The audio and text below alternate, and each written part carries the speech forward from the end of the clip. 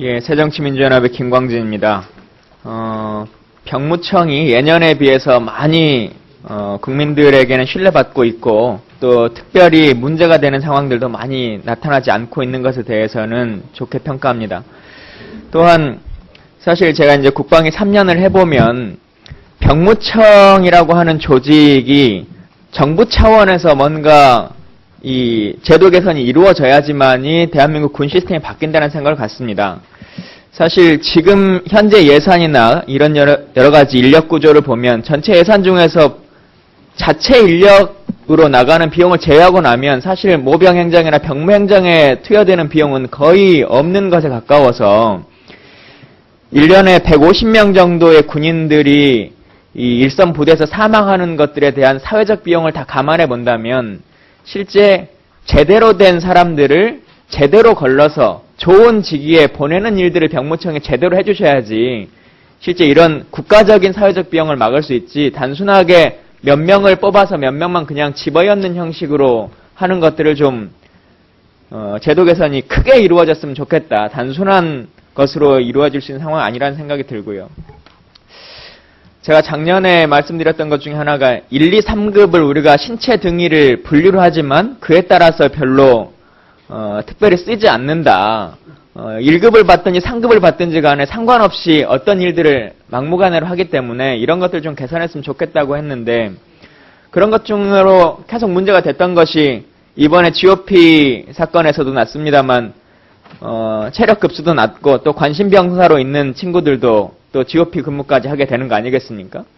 연관해서 조금 더 생각을 해보셨으면 좋겠는데 저희가 1, 2, 3급을 현역으로 주고 4급을 사회복무요원으로 하지 않습니까?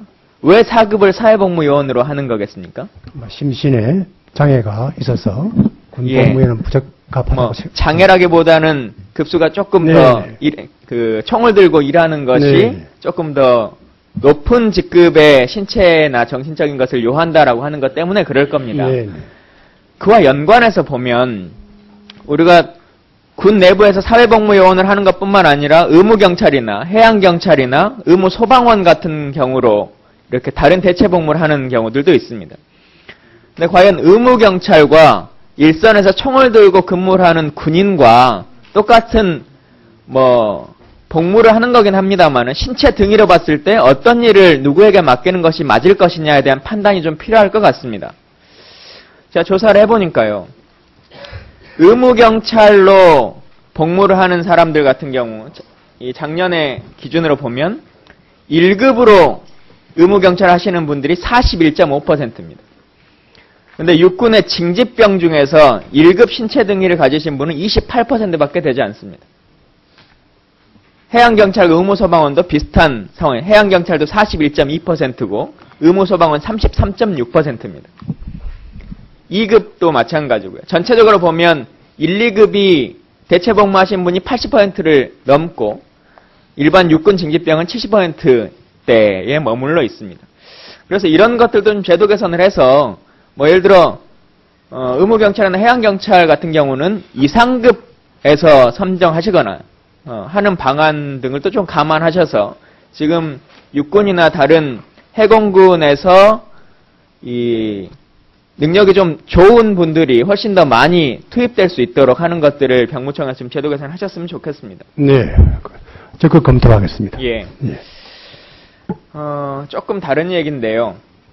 중앙신체검사소 문제에 대해서는 청장님께서 잘 알고 계시고 이후에 이와 관련한 부분에 대해서는 제도 개선도 좀 하겠고 재발 방지 대책도 세우시겠다 말씀하셨기 때문에 제가 그 세부적인 내용에 대해서는 말씀을 드리지 않겠습니다.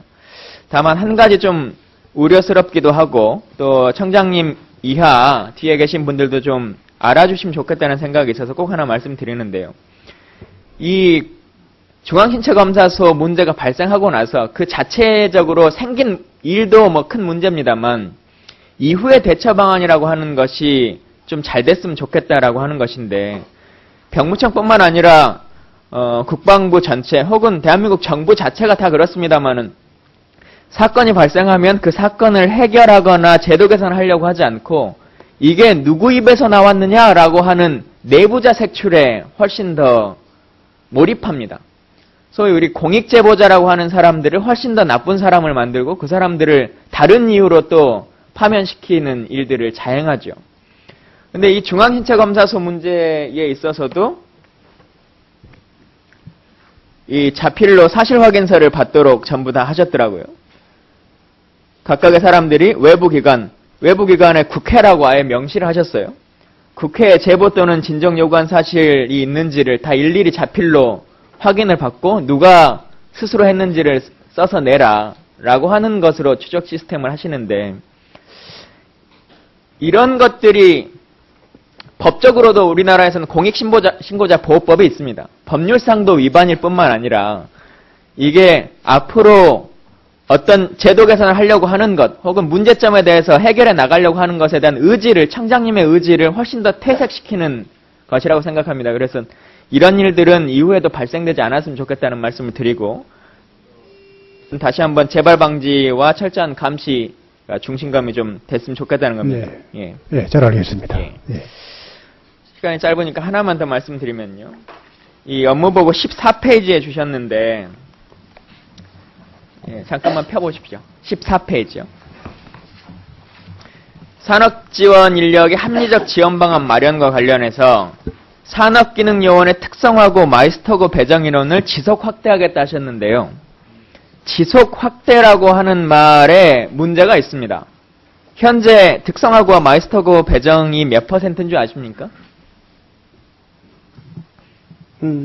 특성화 마이스터고 현재 100%입니다. 100%입니다. 현재 100%입니다. 네. 근데 이것이 문제가 있다라고 하는 것을 관련해서 제가 국회에서 토론회도 했었고, 이미 100%인데 청장님께서도 그걸 잘 인지하지 못하시고도 업무보고는 지속 확대하겠다고 하는 거거든요. 이거는 현재 합니다. 대학 교육을 받는 사람이 대한민국 인구의 80%가 다다르는 이 상황에서 대학교에 진학하고 있는 소프트웨어나 IT에 진학하고 있는 사람들은 산업기능요원으로 갈 수 없다라고 하는 것을 원천적으로 병무청이 생각하고 있다라고 하는 것은 문제점이 있기 때문에, 마이스터고나 특성화를 장려하시겠다라고 하면 예를 들어 이 부분에 대한 쿼터를 어느 정도를 부여하시고 나머지 부분에서는 일반적으로 같이 할 수 있도록 지원의 길은 터주셔야 된다라고 하는 것을 말씀드리고요. 하여튼 이 부분에 대해서 다시 한번 좀 제고해 주시기 바랍니다. 예, 알겠습니다. 네. 예, 김광진 의원 수고하셨습니다. 다음은 새누리당의 손인춘 의원 질문하시겠습니다.